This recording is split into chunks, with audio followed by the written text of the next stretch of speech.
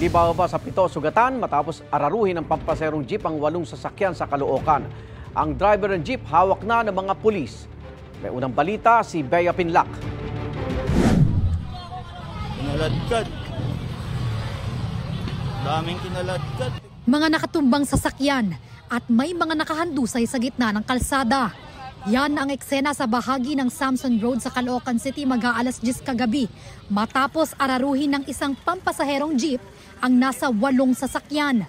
2 jeep, 2 bisikleta, 3 motor at 1 kotse. Ang jeep biyahing Navotas galing Monumento. Ayon sa pulisya, hindi bababa sa 7 ang sugatan kabilang ang 2 bystander. Ang isa sa mga isinugod sa ospital, 17 anyos na lalaki. Dinatnan po namin doon na may mga nakahandusay na po na mga victim. Ito po ay naararo ng jeep na nawalan ng preno. Kabilang na po dito yung isang minor na duguan po na umilalim doon sa jeep.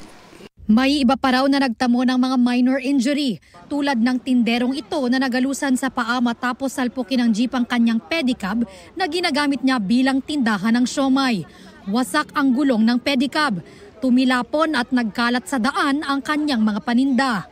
Hindi ko akalain na abutin yung bike ko. Pauwi na sana ako. Tumulong ako dito sa gilid. Yung paninda ko, dyan lang yun sa steamer. Natawin dito. Kinain umano ng pampasaherong jeep ang kabilang linya dahilan para sumalpok ito sa mga sasakyan.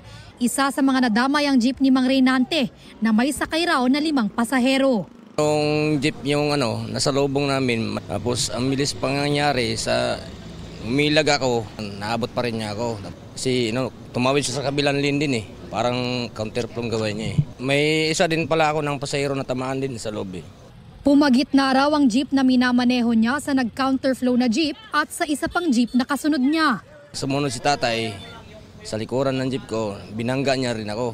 Kasi yung jeep na nawala ng preno, tinutulak ako patras din Nakipag-ugnayan na raw ang kampo ng driver ng jeep na nawalan umano ng preno sa ilang nadamay sa karambola. Hindi namin kayang shoulderin, kaya yung nag-aaksidente sa amin na magpapagawa. Napagkasundo namin ng may-ari, pagagawa na lang daw nila.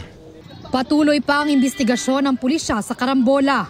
Sinusubukan pa namin makuhanan ng panig ang driver ng nang-ararong jeep na hawak na ng Caloocan City Police.